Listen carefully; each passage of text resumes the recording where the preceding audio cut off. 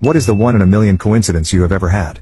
1. I was in a big steakhouse in California about 30 years ago. The waitress, like many Americans, liked our Brit accent and happened to say their head chef was from England. Thought nothing of it because England is quite a big place with a lot of people. About an hour later, as we were finishing up our desserts, the chef came out. Conversation went something like this. Chef said, I heard your accents and had to come out because you sound like you are from Essex. Me said, yes, all four of us are. We are from Southend-on-Sea, a very famous large Essex town recognized around the UK. Chef said, really? That's where I'm from. Actually Shoebury is just outside Southend. Me said, really? I lived there for 12 years, after I was born. Chef said, do you know Ness Road? I ran the Chippy fish and chip shop there for 10 years between 71 and 81. Me said, you've got to be joking. I used to come in your shop the last Friday of every month with my brother and my parents to get fish and chips. What are the chances of that? 2. My son failed to wake up on time one November morning in 2014. It was weird, but he seemed okay when he finally woke late in the afternoon. Over the next couple of years, his behavior became strange. We were being advised to consider a resident treatment program, but something was bothering me. Our mental health providers were unable to explain exactly what was wrong, only that it seemed to be getting worse. It bothered me that the diagnosis seemed to always be just a little out of reach. I said one day that the central problem seemed to revolve around sleep and suggested that maybe the problem wasn't really behavioral but a sleep disorder. Everyone agreed it was worth pursuing. When I discovered a very rare sleep disorder that seemed to answer all the strange things we had observed, the professionals became skeptical but advised me very well how to proceed. In April of 2017, we got confirmation that my son had Klein-11 syndrome, KLS. KLS is literally a 1 in a million diagnosis. Getting the diagnosis as a lay person, not at all in the medical field, is probably another 1 in a million experience. If you suspect you or your family members are misdiagnosed, I encourage you to do research and get second opinions. My son just turned 20. He is a year or two from his last KLS episode. Sometimes an episode can happen even years apart. After sleeping through high school, really sleeping those years away, he's in community college and doing very well academically. KLS takes years from its young victims. I had no idea if my son would ever be able to live a normal life. I lived in fear that I would be responsible for him to my dying days. Today, his future is bright. He has nearly finished Eagle Scout and he carries an A average in school. I couldn't be prouder of him. He has become my hero.